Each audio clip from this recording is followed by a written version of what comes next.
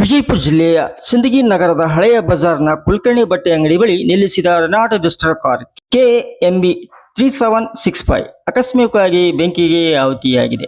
ದೇವರಹಿಪ್ಪರಗಿ ತಾಲೂಕಿನ ಮಾರಕಪ್ಪನಹಳ್ಳಿ ಗ್ರಾಮದ ಆನಂದ ತಂದೆ ಬಸವರಾಜ್ ಇಜೇರಿ ಅವರಿಗೆ ಸೇರಿದ ಕಾರನ್ನು ಚಾಲಕ ಚಂದ್ರಕಾಂತ್ ಮಾಲಿಂಗಪ್ಪ ವಾಲಿ ಅವರು ನಿಲ್ಲಿಸಿ ತೆರಳಿದ್ದರು. ಈ ವೇಳೆ ಕಾರಿಗೆ ಬೆಂಕಿ ಹತ್ತಿಕೊಂಡಿದ್ದು ಕಾರು ಸಂಪೂರ್ಣವಾಗಿ ಸುಟ್ಟು ಹೋಗಿದೆ. ಮಾಹಿತಿ ತಿಳಿದಿದ್ದಂತೆ ಅಗ್ನಿಶಾಮಕ ದಳ ಸ್ಥಳಕ್ಕೆ ದೌಡಾಯಿಸಿ ಬೆಂಕಿ ನಂದಿಸಿದರು. ಘಟನೆಯಲ್ಲಿ ಯಾವುದೇ ಪ್ರಾಣಹಾನಿ ಸಂಭವಿಸಿಲ್ಲ ಎಂದು ಪೊಲೀಸ್ ಮೂಲಗಳು ತಿಳಿಸಿವೆ. KK2 news Sindagi.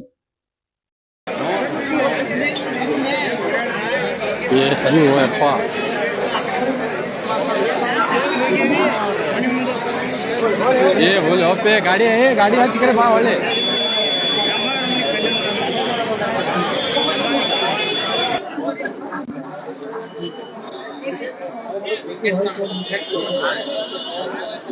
ಇದು ಕಂಟ್ರೋಲ್ ಆಗಲ್ರ. ಇದು ಬೇರೆ ಹತ್ತು ನಮ್ಮ ಹುಡುಗಾರ ಗುಡಿಯಾರ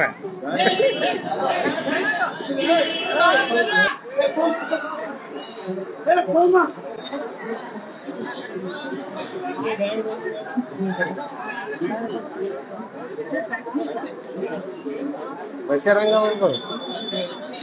ಎಷ್ಟು ಕತ್ಲ ಏನ್ ಸೂಚಿದು ಎಲ್ಲ ಗೊತ್ತೋರಿ ಅವ್ರು ಮಾಡ್ತಾರೆ ದಿವಸ ಅದೇ ಕೆಲಸ ತೋರಿ.